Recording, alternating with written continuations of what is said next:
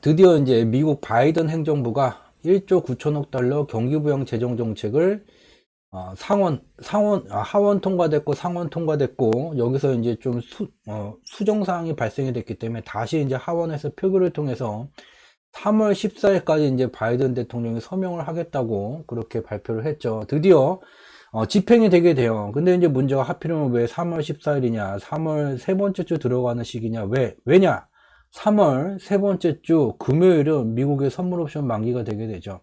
우리는 2020년 3월에 뭔 일이 벌어졌는지를 봤고 2020년 3월과 4월에 코로나19 경기부양 재정정책 1조 9천억 달러를 넘어서는 2조 원이 넘어서게 되는 경기부양 재정정책을 트럼프 대통령이 전 대통령이 진행한 바 있죠. 그때 글로벌 금융시장이 어떻게 연동되어서 움직이게 되는지 저희 경제지표 스토리텔링에서 운영하는 주가를 상승시키는 경제지표 카페 또는 저희 유튜브 채널을 들어가게 되면 이미 2020년 3월 25일 공개방송에서 이와 같은 한머니의 글로벌 금융시장 운영 메커니즘이라는 것으로 설명을 한 바 있죠. 또한 3월 초서부터 특히 저희 유튜브 채널과 카페 중앙에 있는 이 3월 13일 글로벌 금융시장이 폭락하던 시절 경제지표로 표현된 인가 분석을 하게 되면 3월 20일 미국의 선물 옵션 만기일 이후 글로벌 금융시장이 추가 하락하는 것이 아닌 반등 국면이 진행된다는 것을 분석해 왔었고, 이와 같이 글로벌 금융시장이 어떻게 해서 연동되고 있는지를 계속해서 설명해 왔던 그 내용들이 오늘 다시 살펴보겠지만 연동이 시작되고 있어요. 무슨 얘기입니까? 자, 본 내용 진행하기 전에 잠시 안내 말씀 드리게 되면 저희 경제지표 스토리텔링의 모든 내용은 저작권법의 보호를 받습니다. 상업적 목적, 개인적 목적의 블로그 게재와 유튜브 방송 등을 통한 무단 도용 및 전제, 재배포를 금한다는 점, 분석 결과만 가져다가 구두로 설명을 하게 되더라도 저희의 분석 과정과 방법론과 결론이 다른 것과 매우 차별화되는 그런 컨텐츠이기 때문에 출처가 어디인지 어렵지 않게 알 수 있게 되고, 그런 출처에 대한 저작권을 보호받기 위해서 공개 방송이 진행되는 측면도 있다는 점 참고로 말씀을 드리도록 하겠습니다. 네, 바이든 행정부의 1조 9천억 달러 경기부양 재정정책과 연동되고 있는 다가오는 3월 선물 옵션 만기에 연동되는 글로벌 금융시장의 모습을 오늘 살펴볼 내용입니다. 먼저 이제 주요한 언론 보도를 보게 되면 드디어 미국의 바이든 행정부가 1조 9천억 달러, 우리나라 돈으로는 우리나라의 GDP를 넘어서는 2145조 원 규모의 코로나 경기 부양안을 통과시켰어요. 이미 하원이 통과됐고 상원에 가서 상원에서 이제 통과가 된 거죠. 근데 여기에 이제 수정사항이 발생됐기 때문에 다시 하원으로, 미국의 하원으로 이 안이 되돌아가서 9일에 재투표를 거치고 늦더라도 바이든 대통령이 이제 14일 이전까지 이 최종안에 서명을 하게 되면 이제 집행이 된다고 해요. 14일이 세 번째 주가 시작되는 출발점이 우리나라 기준으로는 일요일이 되게 돼요. 그리고 이 주에 금요일 날이 미국의 선물 옵션 만기 일이 되죠. 그래서 이와 같은 참 아이러니한 2020년 3월에도 그랬는데 또 이와 같다. 이와 같이 우연히 반복이 되게 된다면 이것은 뭔가 원인이 없는 결과는 존재하지 않고 결과가 동일한 게 계속 나오게 된다면 동일한 원인이 무엇인지는 지금 숫자로 표현된 경제지표의 원인과 결과 분석으로 명확히 파악할 수는 없지만 뭔가가 있다는 것을 알 수가 있죠. 심증적으로. 이와 같은 일들이 신기하게도 2020년 3월과 유사하게 돌아가게 돼요. 근데 1조 9천억 달러의 경기부양 재정정책을 진행을 하게 된다면 지금 이 규모로 진행을 한다는 것은 미국의 세금의 세입 세출에 관련된 재정정책의 일환이에요. 경기부양 재정정책이 이와 같이 진행이 되게 된다면 걷어들인 세금만으로 얘를 다 충당할 수 없기 때문에 어쩔 수 없이 미 행정부는 국채를 발행하게 되죠. 이제 국채를 발행할 때는 대규모로 또 국채를 발행해야 되는 부담이 또 발생될 수 있어요. 그렇기 때문에 반드시 살펴야 되는 것이 시장의 국채에 대한 입찰 수요예요. 미국의 단기물이든 장기물이든 매우 안타깝게도 2018년 말서부터 입찰 수요가 바닥을 기고 있는 중이에요. 다만 30년물 같은 것은 다소 입찰 수요가 올라오고는 있지만 여전히 이와 같이 하락 추세내 침체세가 유지되고 있다는 것을 알 수 있죠. 달리 표현하면 저 1조 9천억 달러의 경기 부양 정책을 진행을 한다면 많든 적든 간에 어쩔 수 없이 국채를 발행하게 되는데, 국채 입찰 수요가 적다. 그 말은 원하는 이 경기 부양을 위한 재원을 마련하기 위해서는 이 국채 가격 곱하기 발행량이 이 재원이 되게 되는데, 가격이 낮게 되면 발행량, 국채를 대규모로 발행해야 되는 부담이 발생되게 되죠. 이와 같은 일들이 2008년 글로벌 금융위기 시기 때서부터 계속 미국은 발생되어 왔어요. 그리고 2020년 코로나19가 발생됐을 때도 2020년 3월에 전 이제 미 행정부를 이끌었던 트럼프 행정부 시절에도 이와 같은 국채를 발행해야 되는 부담이 발생이 되게 됐죠. 대규모 국채는 발행할 수가 대규모 국채를 발행하게 되면 나중에 갚아야 되는 그 양이 너무 많기 때문에 부담이 될 수뿐이 없죠. 미국은 그래서 매우 현명한 선택을 해왔죠. 2008년 글로벌 금융위기 시기에 미국 경기를 부양하기 위해서 이때도 국채를 발행을 하게 됐어요. 근데 글로벌 금융위기가 미국 경제에서부터 이제 출발이 됐기 때문에 미국 국채가 제대로 된 값을 받지를 못하게 되게 됐죠. 이때도 이제 대규모 국채를 발행해야 되는 부담이 발생되어 왔었고, 미국의 중앙은행인 미 연준은 여기에 이제 개입을 하게 돼요.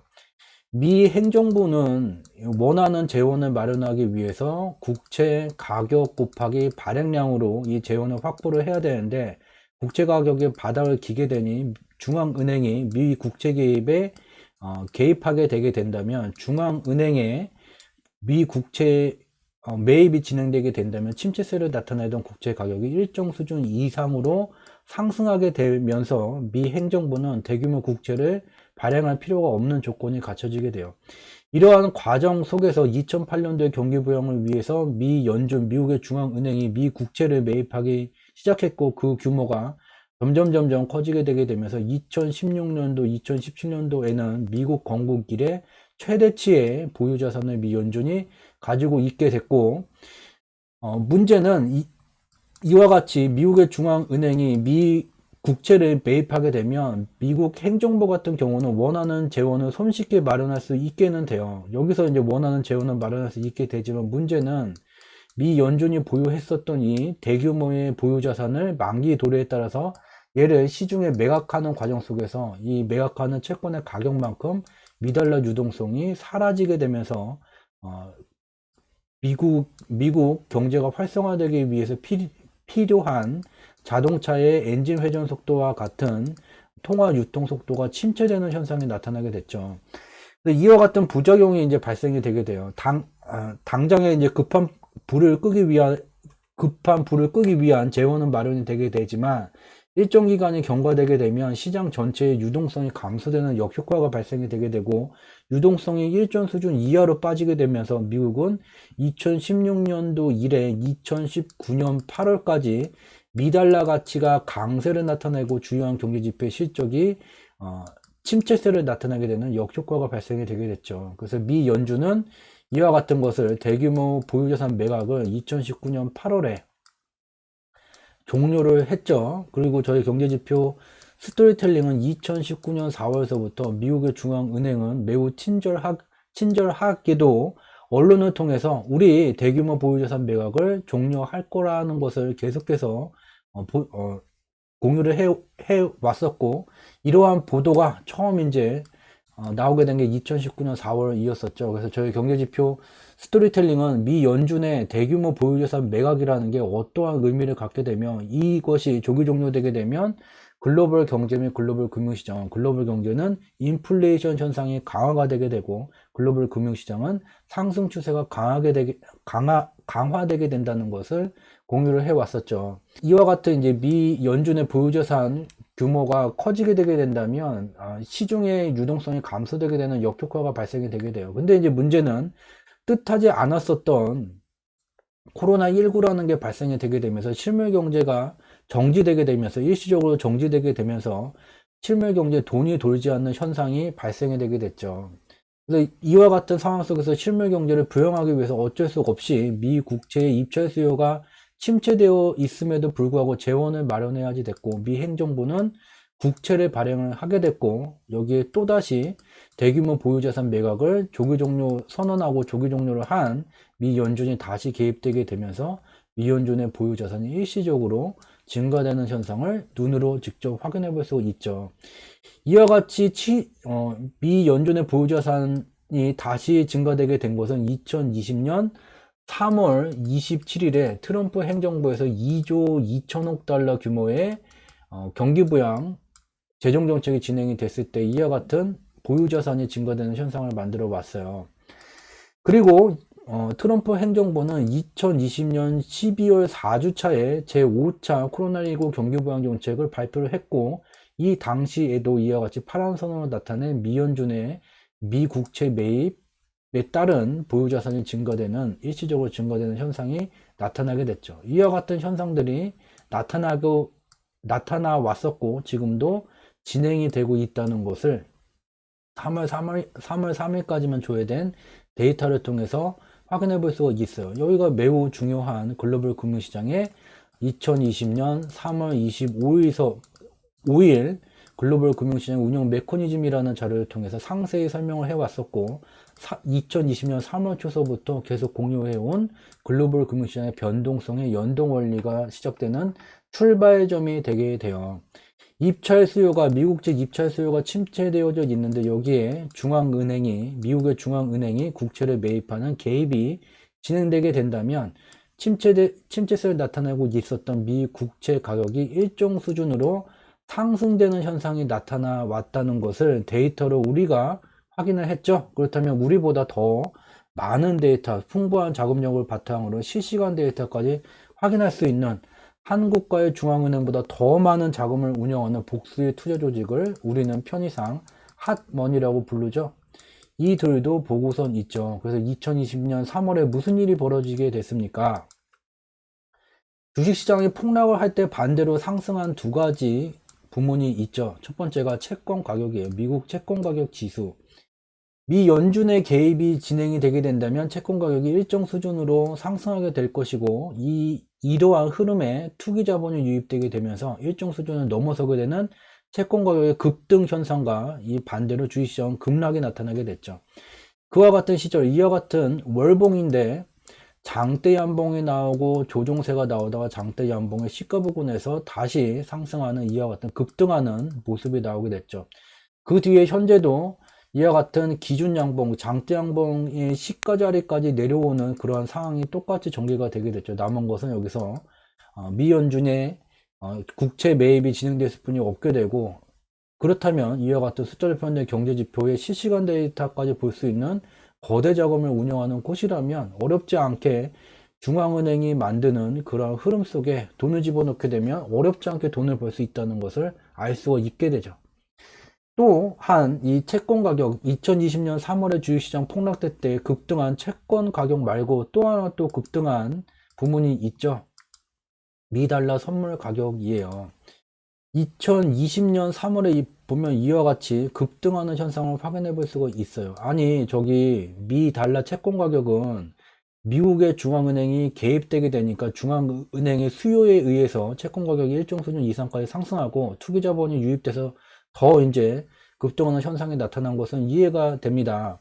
근데 이 뜬금없이 미 달러 선물 가격이라니요, 얘는 미 달러 가치라는 것과 동일한 말입니다. 아까 1조 9천억 달러 이 경기부양 정책이 나오게 되면 얘가 이제 시중에 풀리게 되게 된다면 미달러 유동성이 많아지게 되면 미달러 가치는 내려가게 되고 미달러 선물 가격은 내려가야 돼요. 2020년 3월에도 그랬죠. 그렇지가 않아요. 일시적으로 얘가 연동돼서 움직이게 됩니다. 왜냐? 글로벌 금융시장의 변동성이 이와 같이 커지게 되는 시절, 이 변동성을 직접 돈을 들여서 만들거나 중앙은행이 만드는 그 흐름 속에서 변동성을 격화시키게 되면 어마어마한 수익률을 만들게 되죠. 수익률이 뭐 1000%, 10,000%, 뭐 얼마가 됐던 간에 만들고 나면 얘가 이제 우리 수익률 높아졌다, 거기서 끝나는 게 아니죠. 얘를 반드시 돈으로 환전을 해야 돼요. 돈으로 환전하는 시절 돈의 가치가 이전보다 높아지게 된다면 이전과 동일한 규모의 수익을 얻더라도 얘를 돈으로 이제 바꾸게 됐을 경우에 돈의 가치가 이전보다 높아졌다면 이전보다 더 많은 상품을 구매할 수 있는 구매력이 증가가 되게 돼요. 그래서 주기적으로 글로벌 금융시장의 파생시장 만기일마다 이와 같이 미달러 선물 가격이 미달러 유동성이 폭발적으로 증가되는 속에서도 일시적으로 상승하는 현상이 연동되어져 왔고, 이와 같은 글로벌 금융시장의 연동 메커니즘을 2020년 3월 25일 공개방송을 통해서 공유를 해왔죠. 또한 2020년 3월 초서부터 이러한 글로벌 금융시장의 연동의 원리를 통해서 3월 20일 미국의 선물옵션 만기일이 끝나게 되게 되면 글로벌 금융시장이 지속 폭락하는 것이 아닌 반등 국면이 진행될 것이라는 것을 설명해 왔어요. 이와 같은 이제 경제지표의 원인과 결과 개념이 없는 분들은 저희가 이제 원인과 결과 분석을 따로 진행을 하게 되고, 때로는 뭐 방정식을 만든다든지 아니면 여러 가지 이제 통계 분포를 사용을 한다든지 복잡한 과정들을 통해서 원인과 결과 분석을 하고, 그와 같은 내용을 모르시는 누구나 눈으로 확인할 수 있다면 눈으로 직접 확인할 수 있는 매우 이해하기 쉬운 시각 자료, 그림 자료를 이렇게 만들어서 가지고 와요. 근데 어떤 분들은 에이, 여기는 그림 자료만 보는 곳이잖아, 네가 말한 그림 이게 맞겠냐, 그와 같이 황당한 질문을 받는 경우도 있습니다. 여러분들이 이해하기 쉽게 그림 자료로 만들었을 뿐 그림만 보고서는 껴 맞추기, 퍼즐을 맞추기를 한다면 그게 맞겠습니까? 네, 그 점 매우 상식적인 답변을 좀 미리 좀 드릴게요. 네, 그림 공부하는 곳이 아니죠. 그리고 우리가 주목해야 되는 것은 바로 이와 같이 미 달러 선물 가격이 고점대가 낮아지는 하락 추세를 2016년에 16년 전으로 벗어났다는 거예요. 왜? 앞서서 이제 잠깐 설명을 드린 바와 같이 미 연준의 보유 자산이 2016년, 2017년경에 매우 미국 건국 이래 최대치까지 증가되게 되면서 2016년도서부터 미국의 중앙은행 미 연준은 보유 자산을 대규모로 매각하게 돼요. 대규모로 보유 자산을 시중에다가 매각하게 되니 이 대규모로 매각되는 자산의 가격만큼 미달러 유동성이 사라지게 되면서 2016년도서부터 2019년 8월까지 미달러 가치가 강세를 나타나게 되면서 미달러 유동성이 줄어들게 되니 미달러 가치, 즉 달리 표현하면 미달러 선물 가격이 하락 추세를 벗어나서 박스권을 이와 같이 만들었죠. 박스권 지금 하단에 와 있죠. 그럼 일시적으로 얘가 상승하기 쉽고 3월 선물옵션 만기, 또한 앞서서 봤었던 것과 같은 채권 가격과 주식시장과 연동되는 메커니즘이 작동될 수 있는 조건에 와 있다는 것을 눈으로 직접 확인할 수 있죠.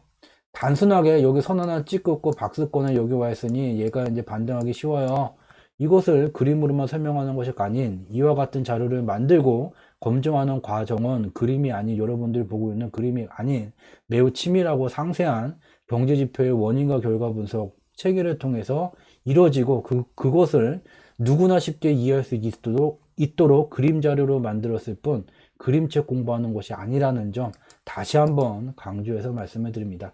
이와 같이 글로벌 금융시장, 미국의 선물옵션 만기, 3월 선물옵션 만기일 도래에 따른 연동의 원리 메커니즘이 작동되고 있다는 것을 확인해 볼 수 있게 되고, 미국은 매월 세 번째 주 금요일 날이 파생시장 만기일이 되게 돼요. 대한민국은 두 번째 주 목요일이 되고, 이번 주 목요일이 3월 11일이 대한민국의 선물옵션 만기일이 되게 돼요. 대한민국의 선물옵션 만기일이 끝나게 되면 변동성 끝납니까? 아니죠.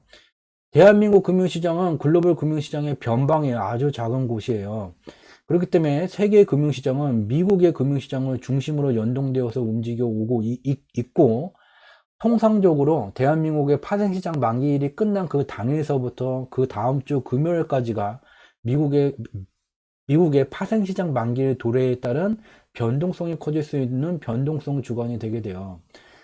먼저 이제 대한민국의 3월 11일로 다가오고 있는 변동성을 보게 되면 선물옵션 만기일 동시 만기가 되게 되는데, 여기 보게 되면 빨간 선으로 나타낸 대한민국 수급에는 HTS에는 외국인 세 글자로 나타나기 때문에 누군지 모르기 때문에 이들을 찾아가서 데모를 할 생각, 시위를 할 생각을 할 수가 없죠. 이 외국인들은 지수 자체가 계속 고공권에 머물게 되고 추가 상승이 나오게 되면 돈을 벌게 되는 선물 매수 포지션, 롱 포지션을 왜 청산하고 있을까? 이것이 2020년 3월에 글로벌 금융시장의 폭락 현상이 나타나기 전에도 이와 똑같은 수급이 진행됐었다는 것을 지속적으로 공유를 해왔죠. 이 당시 속에서도 지수 자체가 고공권에 머물고 있는데 외국인은 롱 포지션, 선물 롱 포지션을 청산을 하고 있었죠. 그 뒤에 어떤 모습이 진행이 됐습니까? 단 2020년 3월 20일 미국의 선물 옵션 만기일서부터 지금 1년 가까이 똑같은 말을 공유를 드립니다. 3월과 같은 폭락 조건이 되지 않음을 숫자로 표현된 경제지표의 원인과 결과 분석 내용과 다각도로 검증한 내용들이 설명해 오고 있고, 이것을 그간의 1년 기간 동안에 공개방송에서도 지속해서 공유를 해왔죠. 따라서 이와 같은 폭락이 나타날 수 없는 조건이기 때문에 인버스를 사거나 인버스 2배수를 살 때가 아니라고 말했죠. 인버스로 수익률을 높이겠다는 주장은 매우 허무맹랑한 주장이에요. 인버스 상품은 해지를 위한 상품일 뿐이에요.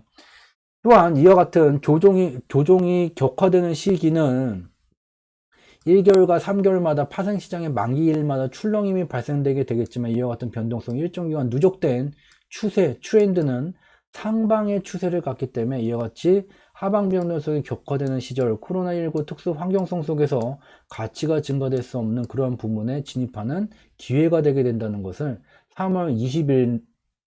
2020년 3월 20일서부터 현재까지 거의 1년 가까이 동일한 내용, 동일하게 공유해오고 있습니다. 맨날 똑같은 얘기를 공유를 하게 돼도, 간혹 가다가 이제 댓글을 보게 되면 질문 내용이 말하지 않는 것을 말했다고도 말하고, 굉장히 좀 여러 가지 질문 내용이 있어요. 그래서 똑같은 내용 토시 하나가 안 바꾸고 똑같이 1년 동안 말하고 있는 중이에요. 그럼에도 불구하고 받아들이는 쪽에서는 매우 다양한 의견이 나온다는 점이 좀, 제가 말을 하면서 표현을 잘못했나, 표현을 바꾸면서 말했나를 생각해 보게 되면, 이전 자료들을 보게 되면 이 똑같은 그림, 똑같은 자료를 갖고 계속해서 공유를 드려오고 있죠. 오늘도 똑같이 공유를 드렸어요.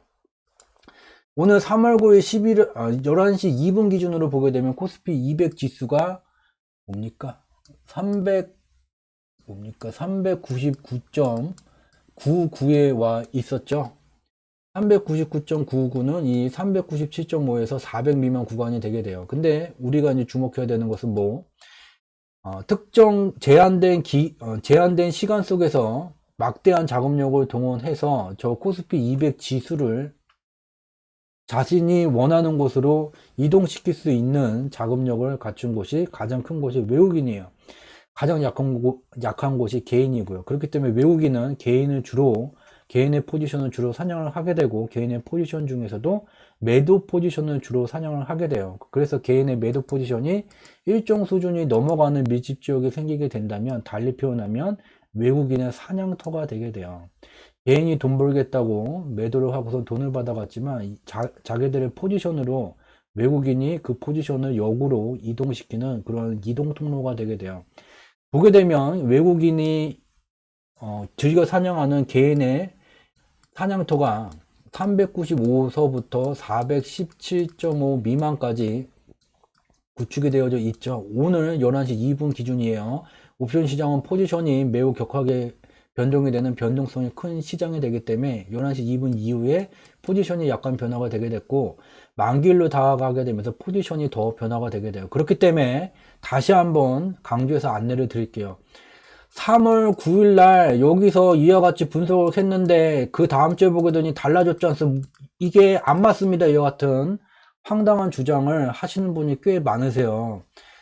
파생시장의 원리가 무엇인지, 파생시장의 수급을 어떻게 분석을 하는 것인지, 그리고 파생시장의 포지션을 기본적으로 대략은 볼 수 있는 능력이 갖춰지고 난 다음에 투자를 진행을 하셔야지 돼요. 그것을 모르신다면 투자를 안 하시는 게 더 좋다는 점을 감히 이제 말씀해 드릴게요.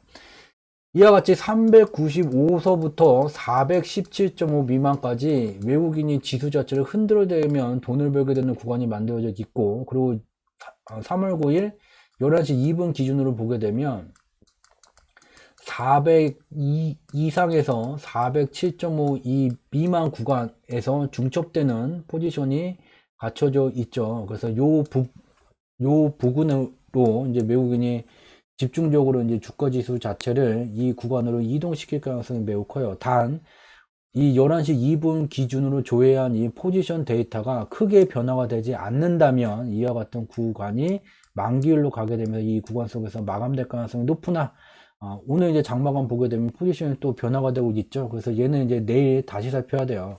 만기일 당일에도 포지션이 옵션 같은 경우는 매우 격하게 변화가 되게 되죠. 옵션 포지션은 이와 같다. 그리고 선물 포지션을 보게 되면 외우기는 주가지수가 고공권에 계속해서 머물고 있음에도 불구하고 선물 매수 포지션, 롱 포지션을 계속 청산해오고 있다. 또한 앞서서 살펴본 대한민국의 금융시장에 연동되게 되는 글로벌 금융시장의 연동 메커니즘이 작동되고 있다는 점을 보게 되면 그리 상방 변동성이 다시 돌아간다고 해도 일정 수준의 이제 조정을 받기가 쉽다는 것. 또한 여기에 추가적으로 지난 이제 공개 방송에서 진행됐었던 미달러 원화 환율 이과 대한민국 금융시장을 분석한 그 내용까지 함께 참고를 하시게 되면 매우 중요한 내용을 확인하실 수 있을 것 같습니다. 안내를 드리자면 여기 녹색 검색창에다가 경제지표 여기다가 경제지표 스토리텔링이라는 검색어를 적게 되면 저희가 운영하는 이 블로그가 제일 상위에 뜨게 되죠. 그래서 얘를 이제 클릭하게 되면 저희가 운영하는 블로그인 우리가 사는 세상 바로보기라는 이 블로그가 열리게 되게 돼요. 얘는 이제 월화목 기간에는 하루에 뭐 적으면은 2개, 많으면 3개 정도의 이 단편적인 경제 현상을 숫자로 표현된 경제지표의 원인과 결과 분석으로 조망한 좀 단편적인 이야기들을 공유를 드리고, 얘보다는 좀 이제 이야기가 인과성이 좀 더 많이 담겨 있는 기승전결의 내용을 보고 싶다는 분께서는 녹색 검색창에다가 좀 낯설지만 주상지라는 이름을 이제 적게 되면 이와 같은 카페로 연결이 되게 돼요. 얘를 누르면 주가를 상승시키는 경제지표의 약자 주상지라는 이제 카페로 연결이 되고요. 여기에 이제 내리게 되면 좌측의 메뉴 중에 이제 경제지표 스토리텔링 시황이라는 메뉴가 들어가져 있어요. 그래서 저희가 월화목 기간에 이제 16시 30분이 넘은 뒤에 월화목 기간에는 이제 저희가 시황을 분석한 내용을 여기에다가 공유를 드려요. 그래서 시황이라는 것은 주식 리딩 서비스와 같이 뭐 어떤 종목이 뭐 어떻고 저떻고 얘기가 아닌 그 당일에 가장 많이 언론을 통해서 보도된 내용 중에서 숫자로 표현된 경제지표의 원인과 결과 분석으로 살펴볼 만한 그 주제에 관련된 그 분석된 그 내용을 여기 시황이라는 걸로 이제 적어서 공유를 드리게 되죠. 그래서 오늘 이제 공유 드린 내용은 버핏 금광주 손절 신의 한수, 역사적으로 채권금리와 금 가격이 역외관계를 나타내어져 왔다 라는 이러한 보도가 있었죠. 그래서 지금 금 투자를 하면 크게 손실이 나는 것과 같은 뉴스 보도가 국내에서 이제 보도가 되게 됐고, 이 뉴스 보도가 참고한 것은 블룸버그에 저희가 공개 방송에서 사용한 것과 같은 시각자료를 블룸버그가 웬일로 사용을 했죠. 채권 금리가 상승하게 되면 실질 금리도 연동돼서 같은 기간에 똑같이 상승이 되게 돼요. 왜냐하면 이 실질 금리라는 것은 이 채권 금리를 기반으로 산출이 되기 때문에 똑같이 연동이 되게 돼요. 그래서 실질 금리와 채권 금리 다르다, 같이 연동돼요. 보게 되면 여기 블룸버그가 분석한 거에 따르면 이와 같이 채권금리가 올라가고 채권금리 또는 실질금리가 상승하는 기간에 금가격은 내려간다. 이거 봐라. 이와 같이 반대로 움직이게 되니 지금 같은 시절 채권금리가 올라가는 시절 금에 투자하면 돼? 안 돼. 안 되지. 버핏 그래서 손절한 거야. 이와 같이 숫자로 표현된 경제지표의 시각자료, 경제지표 스토리텔링 공개 방송은 블룸버그가 봤는지 똑같은 방식으로 나타냈죠. 근데 얘를 이제 분석하게 되면 주요한 언론을 통해서 보도가 되더라도 반드시 숫자로 표현된 경제지표의 원인과 결과 분석으로 참과 거짓을 구분할 줄 알아야 된다. 참과 거짓을 구분해 보게 되면 이 보도에 분명히 역사적으로 금값과 실질금리는 역의 상관관계를 갖는다라고 이곳 언론사에 이 뉴스를 보도한 사람이 여기다 적어놨어요. 역사적으로 금값과 실질금리는 역의 상관관계를 갖는다. 블룸버그가 분석한 내용 인용하게 되면서 이와 같이 실질금리 금가격 역사적으로 역사적으로 적어 놓고 이상하죠? 역사적이라면 이 데이터가 조회되는 뭐 1970년이 됐든 80년이 됐든 그때서부터 지금까지 봐야지 왜 2020년, 2021년 자료만 찍었다가 보여주고 왜 역사적이란 말을 붙였을까? 거짓말이라는 것을 어렵지 않게 눈으로 이 글만 봐도 확인할 수 있게 되죠. 역사적으로 그랬지. 그러면 조회되는 내용, 조회되는 데이터 다 한번 봐보자. 블룸버그가 갖고 온 거는 여기에요, 여기. 역사적으로 역외관계를 갖는다고 금리하고 금값이, 금리가 상승되면 금값이 어떻게 됐고, 금리가 내려가면 금값이 어떻게 됐냐. 금리가 역사적으로 역의 상관관계를 갖는다고 공정성을 갖춰야 되는 언론, 보도. 무엇을 말하고 있는가? 왜 블룸버그는 조회될 수 있는 역사 데이터를 두고 자기네 주장에 부합되는 매우 국한된 내용, 역사 데이터가 있음에도 불구하고 누구나 조회할 수 있음에도 불구하고 요기 데이터만 가져와서 그와 같은 맞지 않는 주장을 하는 것일까? 이와 같이 언론을 통해 보도되는 내용이 이건 노벨상을 받은 사람이 주장하는 내용이 이건 무조건 간에 숫자로 표현된 경제지표의 원인과 결과 분석으로 참과 거짓을 뽀개봐야지 된다. 과거에는 이와 같은 이제 뉴스 뽀개기라는 코너를 통해서 이와 같이 언론에 보도된 내용들이 다 100% 참인 경우가 극히 드물다. 그래서 어디까지가 참이고 어디까지가 거짓인가를 뽀개본 내용, 이와 같은 코너에서 다뤄왔었어요.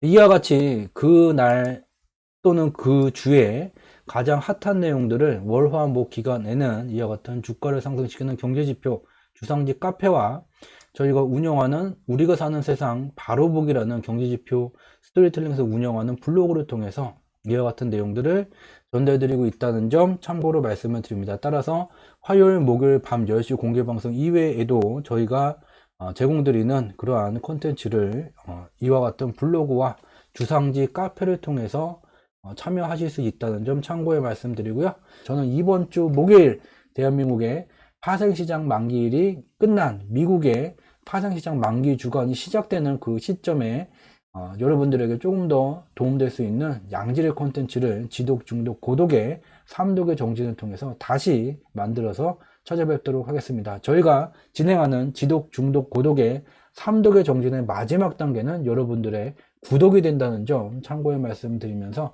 매번 평일 늦은 시간 저희가 진행하는 공개방송에 함께 참여해 주셔서 진심으로 감사의 말씀 드리도록 하겠습니다. 저는 이만 물러가도록 하겠습니다. 늦은 시간까지 함께 참여해 주셔서 진심으로 감사드립니다. 고맙습니다.